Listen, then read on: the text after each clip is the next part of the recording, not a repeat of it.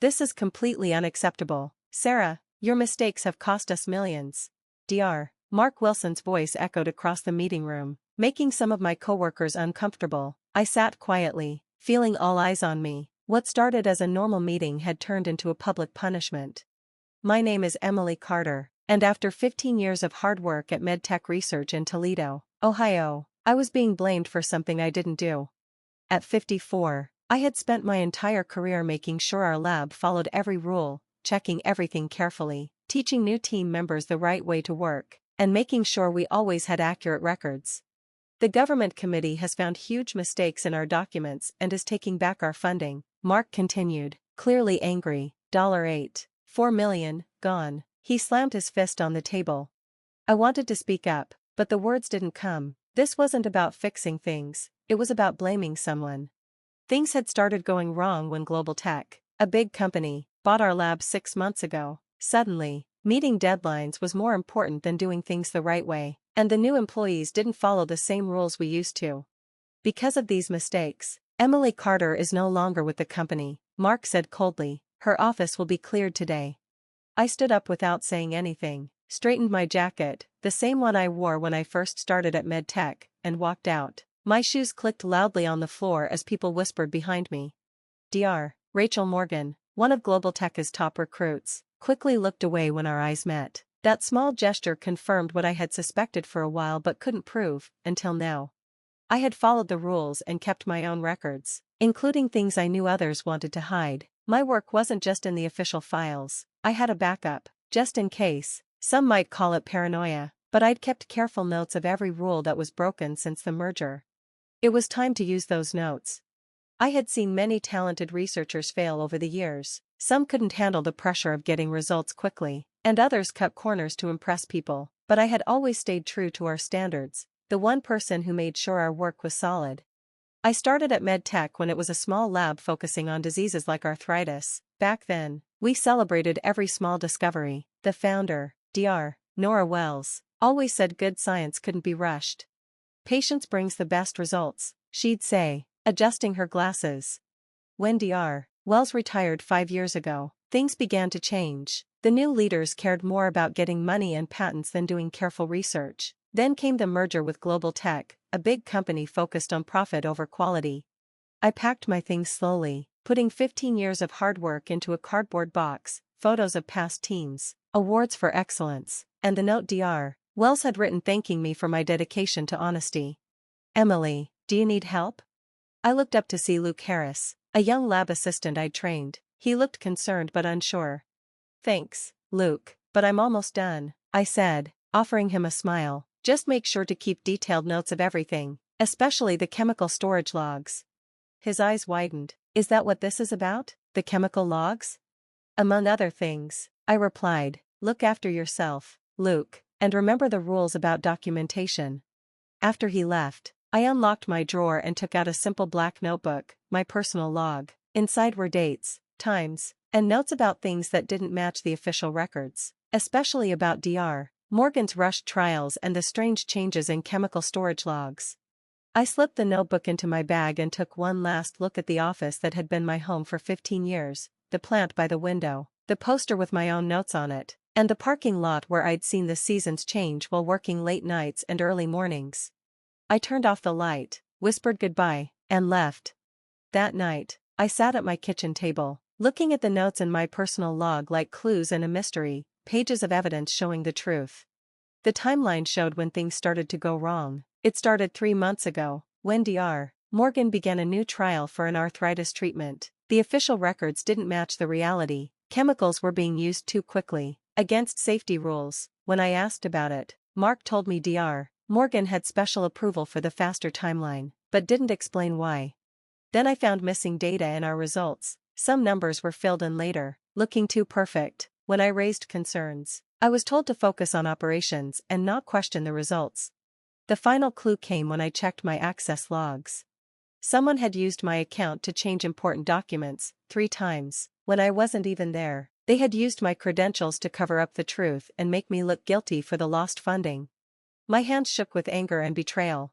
For 15 years, I had always kept a perfect record. I had trained dozens of scientists to follow the right procedures. I had been the foundation of MedTech's reputation for excellence, and now they had thrown me away without hesitation.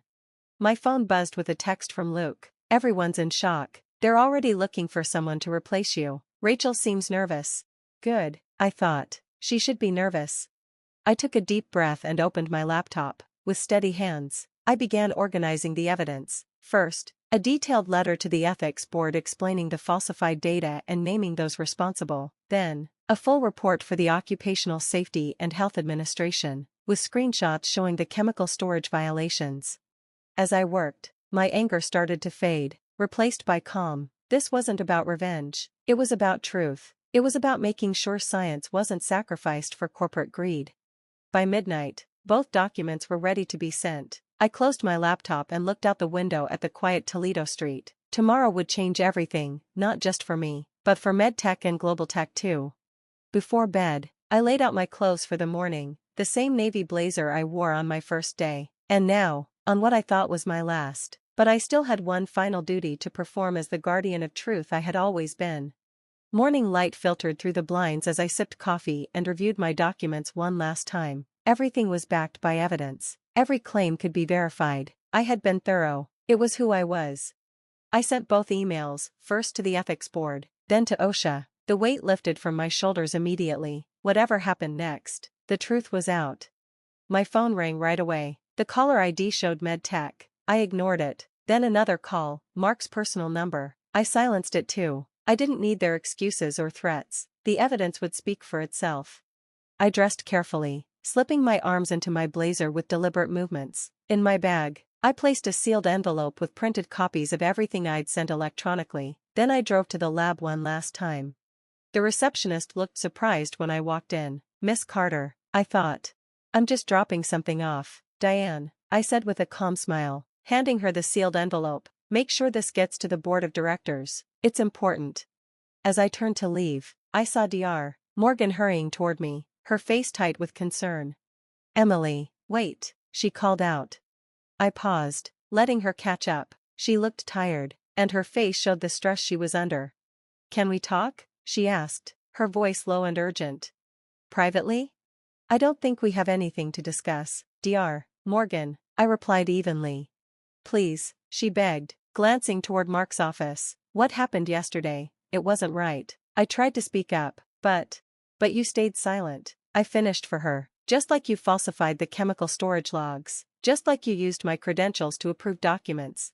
Her face turned pale. "How did you?" 15 years, Dr. Morgan. 15 years of knowing every system, every protocol, every audit trail in this lab. I kept my voice calm, professional. "Did you really think I wouldn't notice?" "It was Mark," she whispered, glancing nervously around. "He said we needed to speed up the results for the report to Global Tech. He said you were slowing everything down with unnecessary checks." "Those checks are what keep our research valid and our lab safe," I replied, "but it doesn't matter now. The truth is already on its way to those who need to see it." Her face drained of color. "What have you done?" "My job," I answered simply, "the one I've always done, whether anyone appreciated it or not." I walked out of MedTech for the last time, my head held high. By noon, my phone was buzzing with calls from numbers I didn't recognize. By 2 o'clock, news outlets reported that OSHA investigators had arrived at MedTech for an unannounced inspection. By 4 o'clock, I received an email from someone I hadn't heard from in years, Dr. Nora Wells herself. "Emily," it read, "I've been contacted by the ethics board about your report. I always knew you were the moral compass of my lab. Would you be willing to meet and discuss this further? There may be more that needs to be uncovered."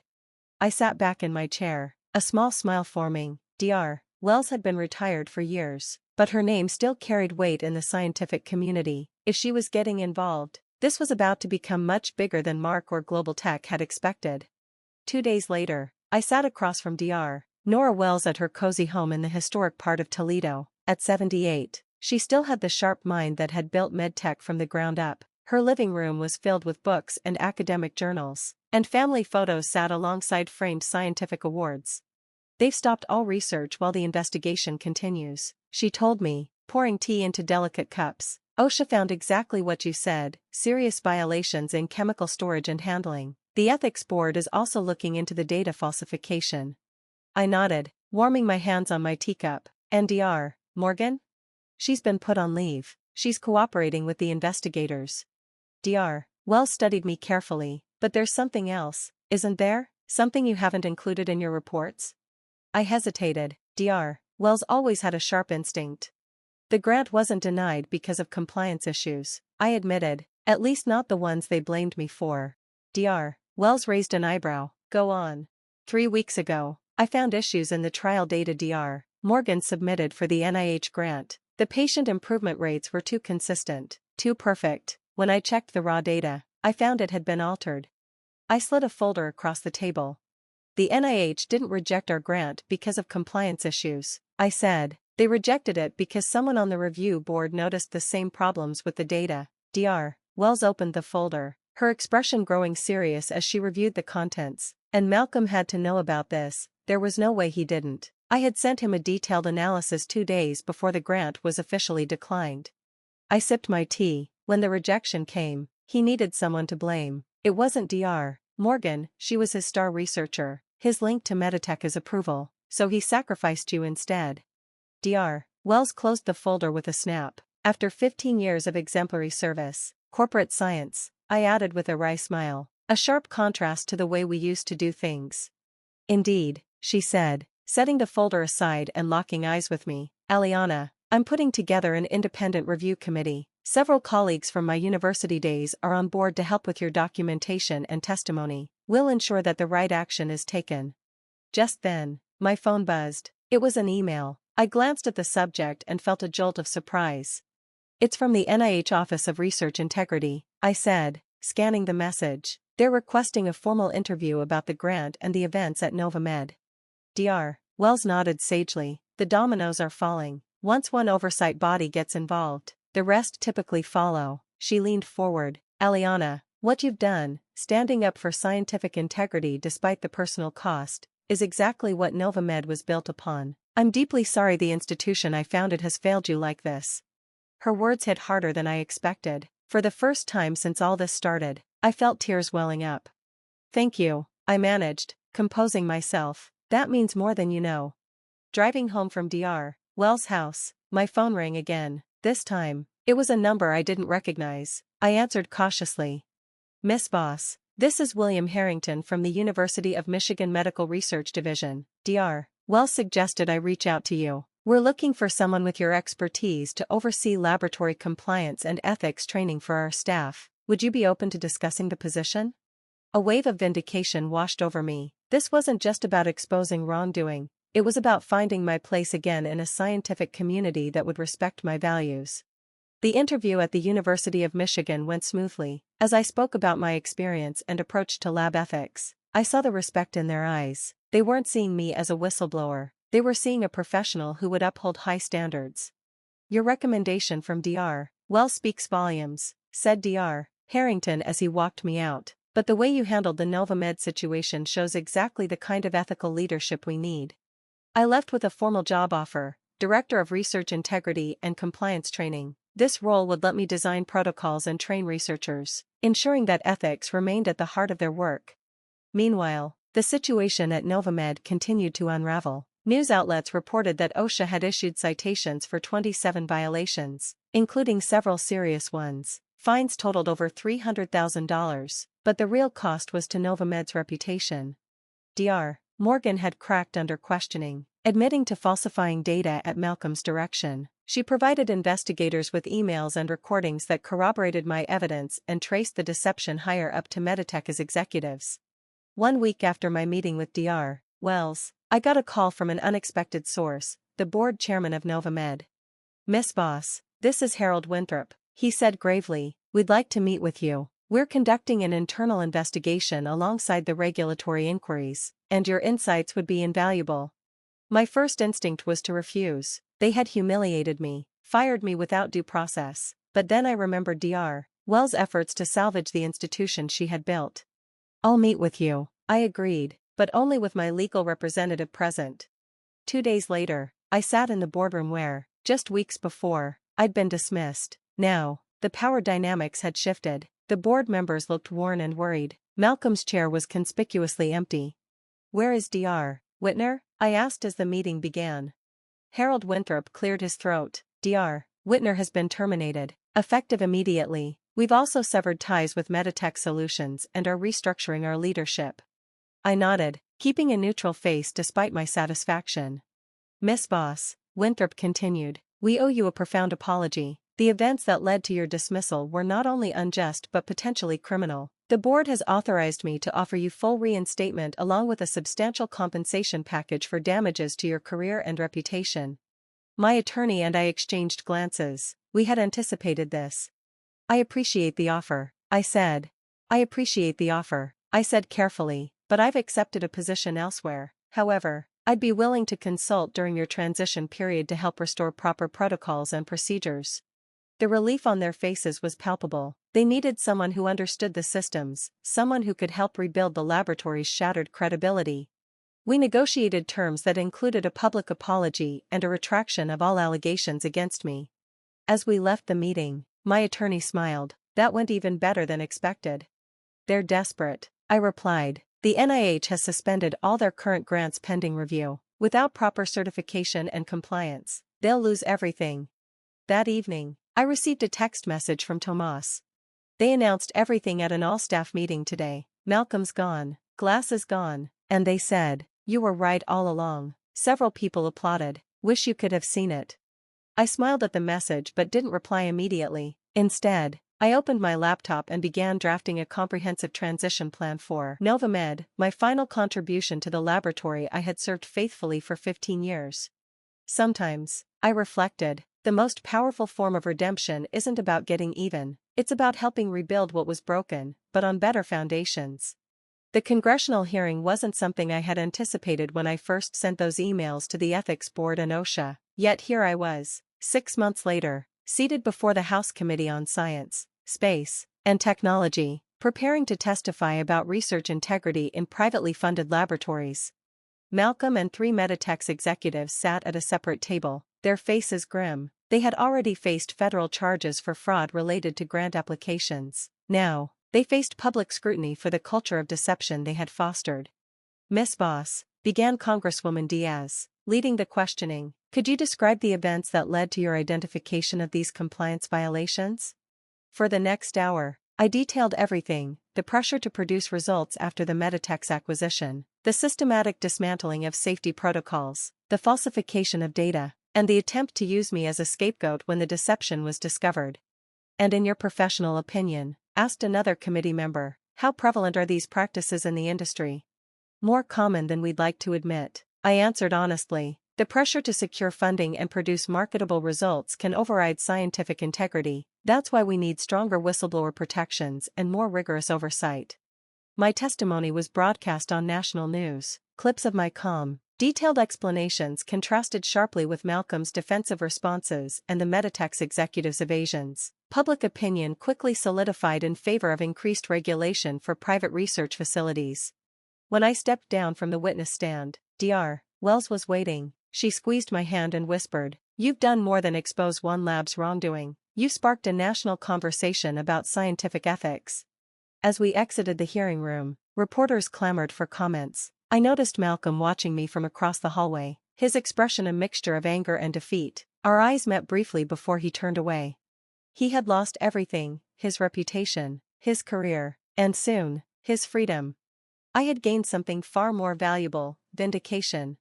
1 year after my dismissal from Novamed, I stood at a podium in the University of Michigan's largest lecture hall, addressing a packed audience of students, faculty, and visiting researchers. The topic of my presentation: ethical guardianship, maintaining integrity in scientific research.